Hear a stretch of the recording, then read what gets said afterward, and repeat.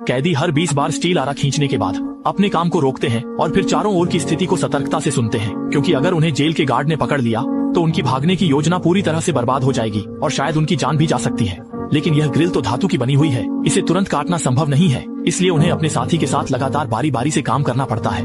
दोनों की संयुक्त मेहनत से आधे घंटे बाद लोहे की ग्रिल आखिरकार काट दी जाती है और फिर वे जल्दी से खिड़की से कूदकर एक तहखाने जैसे स्थान पर पहुंच जाते हैं। मैंने एक रास्ता खोजने की कोशिश की ताकि बाहर निकल सकूं, लेकिन एक चक्कर लगाने के बाद भी कुछ नहीं मिला। सभी निकास दरवाजे बिना किसी अपवाद के लोहे के दरवाजों से बंद थे। कोई उपाय नहीं था, इसलिए आदमी को लोहे की ग्रिल को फिर से स्थापित करना पड़ा। तभी उसने कुछ फेंची की हुई खिड़कियां देखी और उसने सोचा कि लोहे की छड़ को काटकर एक चाबी बनाई जा सकती है। लेकिन जैसे ही उसने 2 बार आरा चलाया, ऊपर से जेल के गार्डों के कदमों की आवाज आई और दोनों जल्दी से छिप गए। असल में 2 जेल के गार्ड ड्यूटी रूम से चुपके से नीचे आकर सिगरेट पी रहे थे और दोनों ने गार्डों की खोज को चतुराई से पार करने के लिए एक दूसरे के ऊपर चढ़ने का तरीका अपनाया। उन्हें लगा कि वे एक चक्कर लगाने के बाद तुरंत चले जाएंगे, लेकिन वे फिर से लौट आए। कैदियों ने देखा कि गार्ड चले गए हैं तो उन्होंने उसी तरीके से सावधानी से वापस लौटने का फैसला किया और गार्डों ने भी कुछ असामान्य नहीं देखा।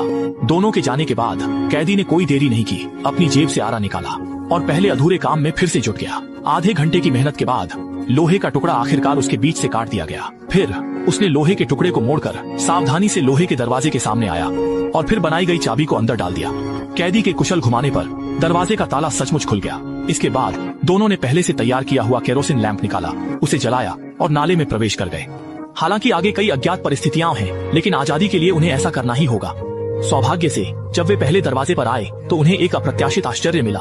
यहाँ के सभी दरवाजों के ताले सार्वभौमिक हैं। मास्टर चाबी की मदद से कैदी एक निर्बाध यात्रा करता है और जल्द ही अपने अंतिम गंतव्य तक पहुँच जाता है। हालांकि सीवर की ओर जाने वाला लोहे का दरवाजा स्प्रिंग लॉक से सुसज्जित था और मास्टर कुंजी तुरंत बेकार हो गई। लेकिन कैदी ने इससे हार नहीं मानी, बल्कि उसकी शांति के चलते उसने एक समाधान खोज लिया। उसने लोहे के दरवाजे को जोर से उठाया, फिर चाबी को खांचे में फंसाया और फिर आरा निकालकर दरवाजे के धुर्रे को लगातार काटने लगा। जल्दी ही उसने ऊपर के धुर्रे को काट दिया और नीचे का धुर्रा भी उसी तरीके से। उसकी तेजी से काटने के चलते दूसरा धुर्रा भी कट गया। ये सब करने के बाद कैदी ने खांचे में फंसी चाबी को हटा दिया।